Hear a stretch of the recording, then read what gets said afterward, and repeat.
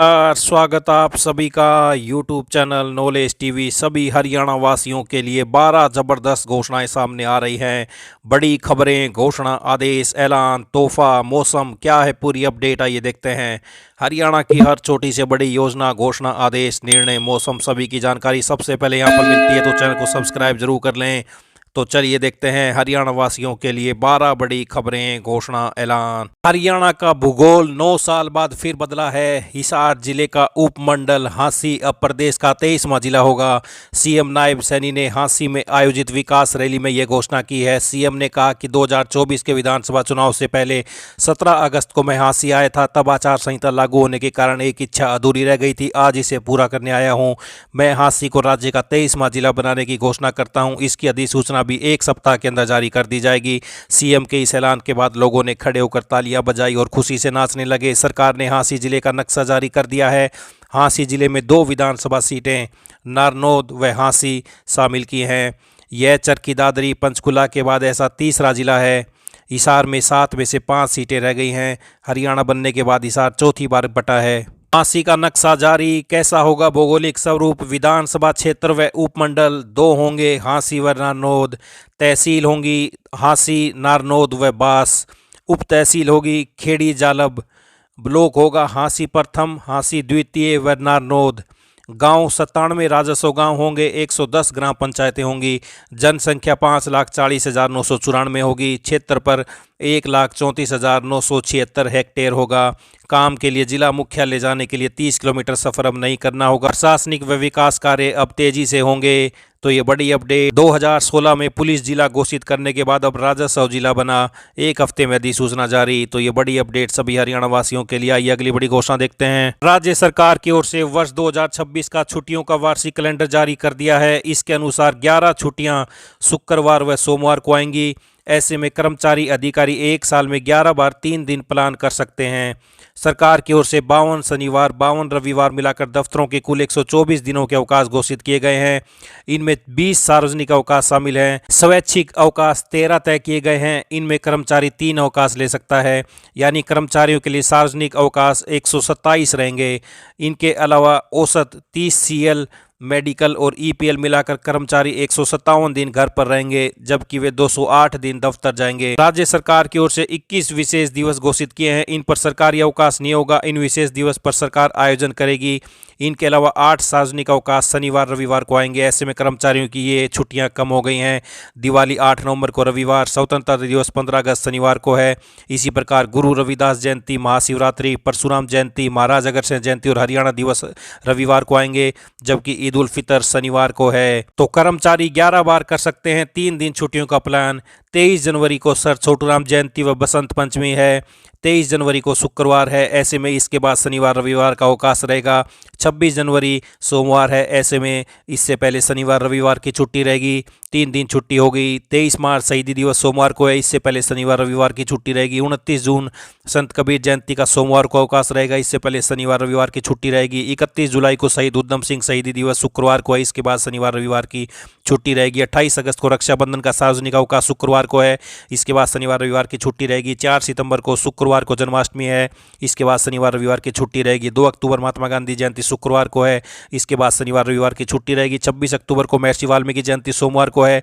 इससे पहले शनिवार रविवार की छुट्टी रहेगी। 9 नवंबर सोमवार को विश्वकर्मा डे का अवकाश है। इससे पहले शनिवार रविवार की छुट्टी रहेगी। 25 दिसंबर को क्रिसमस शुक्रवार को है। इसके बाद शनिवार रविवार की छुट्टी रहेगी। ये आप देख सकते हैं, ये रहेंगे राजपत्रित अवकाश। तो आप ये देख सकते हैं, पूरी सूची पढ़ सकते हैं। राजपत्रित अवकाश रहेंगे ये।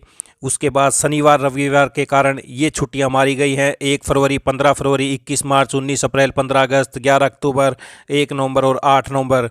इन दिनों में भी रहेगा सार्वजनिक अवकाश। 21 मार्च, 1 अप्रैल और 1 मई।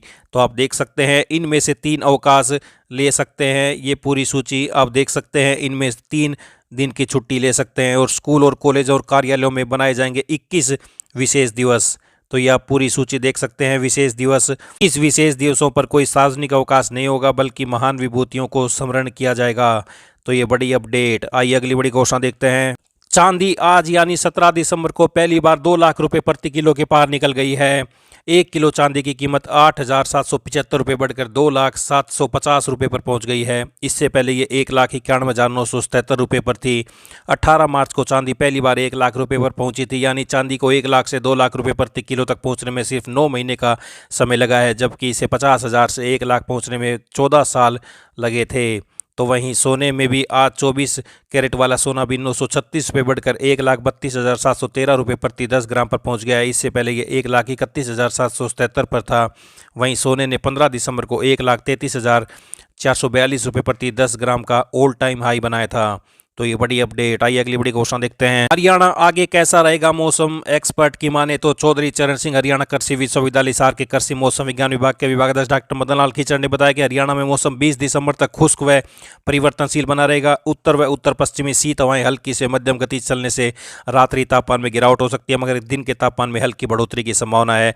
डॉक्टर खीचड़ ने बताया कि 18 दिसंबर से एक और पश्चिमी विक्षोभ के आंशिक प्रभाव से 18 दिसंबर से 20 दिसंबर के दौरान बीच बीच में आंशिक बादलवाई रहने की संभावना है। इससे दिन के तापमान में हल्की गिरावट व रात्रि तापमान में हल्की बढ़ोतरी हो सकती है। इस दौरान वातावरण में नमी बढ़ने से कहीं कहीं अल सुबह हल्की से मध्यम धुंध भी रहने की संभावना है।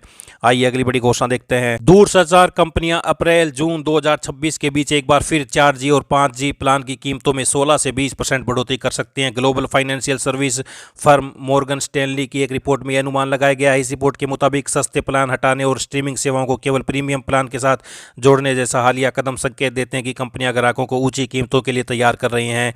तो अप्रैल जून 2026 में 20% तक महंगे हो सकते हैं मोबाइल प्लान। आइए अगली बड़ी घोषणा देखते हैं। हरियाणा विद्यालय शिक्षा बोर्ड अब प्रदेश में हरियाणा लोक सेवा आयोग और हरियाणा कर्मचारी चयन आयोग जैसी उच्च स्तरीय प्रतियोगी परीक्षाएं आयोजित करने के लिए जल्द ही सक्षम हो जाएगा। इसके लिए बोर्ड को 25 करोड़ रुपए से स्टेज 3 हाईटेक डाटा सेंटर के निर्माण के लिए मंजूरी मिल गई है। यह मंजूरी हाल ही में चंडीगढ़ में हुई निदेशक मंडल की बैठक में प्रदान की गई। इससे पहले मुख्यमंत्री नायब सैनी ने इस परियोजना को मंजूरी दे चुके हैं। तो परीक्षाओं के परिणाम में अब नहीं होगी देरी, वेबसाइट हैकिंग पर भी लगेगा प्रभावी अंकुश।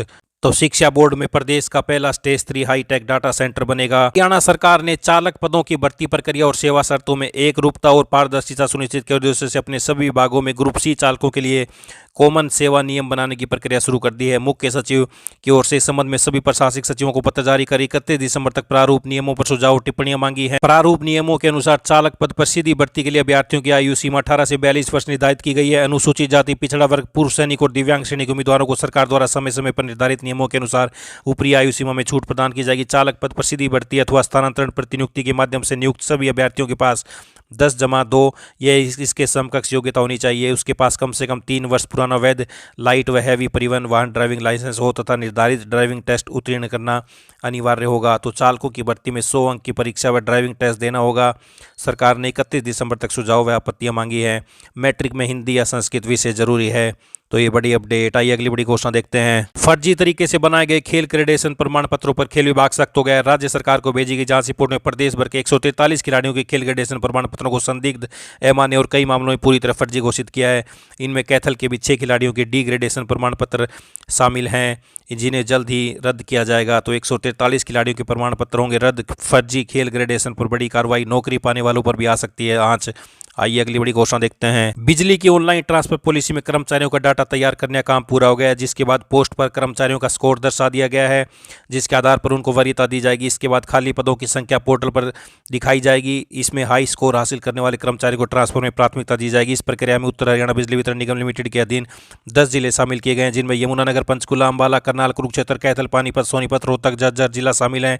इसमें फिलहाल इन जिलों के 1939 कर्मचारियों को शामिल किया गया। इन कर्मचारियों की तमाम परिस्थितियों के आधार पर पोर्टल में स्कोर दर्शाया गया है। उनकी स्थिति के अनुसार तबादले की जरूरत के मुताबिक स्कोर दिया गया है, जिसमें अधिकतम स्कोर 80 तक दिया गया है, जिसमें हाई स्कोर हासिल करने वाले कर्मचारियों का तबादला लगभग तय हो गया है, जबकि निम्न स्कोर वाले कर्मचारियों के हाथ निराशा भी लग सकती है। इस बीच कर्मचारी संगठन इस नीति का विरोध भी कर रहे हैं। फिलहाल उनका गुस्सा इस बात पर है कि कर्मचारी नई जगह पर जाकर अच्छी तरह काम नहीं कर पाएंगे, क्योंकि उन्हें वहां की लाइनों के रूट आदि की जानकारी नहीं है। तो ट्रांसफर पॉलिसी में 1939 कर्मचारियों का विवरण तैयार, स्कोर दर्शाया, अब बताए जाएंगे खाली पद। आइए अगली बड़ी घोषणा देखते हैं। मरीजों की सुरक्षा और इलाज में होने वाली गलतियों को रोकने के लिए राष्ट्रीय आयुर्विज्ञान आयोग NMC ने बड़ा फैसला लिया है। डॉक्टरों की पर्ची अब साफ लिखना जरूरी होगा। अस्पष्ट और मुश्किल पढ़ी जाने वाली पर्चियां स्वास्थ्य प्रणाली के लिए गंभीर समस्या के रूप में उभर रही है, जिससे गलत दवा उपचार में देरी और गंभीर स्वास्थ्य जोखिम तक हो सकते हैं। विशेषज्ञ और न्यायपालिका दोनों इस मामले में आवाज उठा रहे हैं। हाल ही में पंजाब में हरियाणा हाईकोर्ट ने मामले की सुनवाई में कहा कि पढ़ने योग्य मेडिकल पर्ची मरीज के स्वास्थ्य के अधिकार का हिस्सा है, जो संविधान के अनुच्छेद 21 के तहत आता है। तो डॉक्टरों को अब साफ पर्ची लिखना होगा जरूरी। डॉक्टरों की लिखावट पर हाई कोर्ट की नाराजगी के बाद एनएमसी ने जारी किए निर्देश। आइए अगली बड़ी घोषणा देखते हैं। प्रदेश में वायु प्रदूषण में कमी लाने के लिए सरकार कई स्तर पर प्रयास कर रही है। प्रदेश में 800 से अधिक नई इलेक्ट्रिक बसों की स्वीकृति दी जा चुकी है। पुरानी BS3 और BS4 डीजल बसों को NCR जिलों से बाहर स्थानांतरित किया गया है।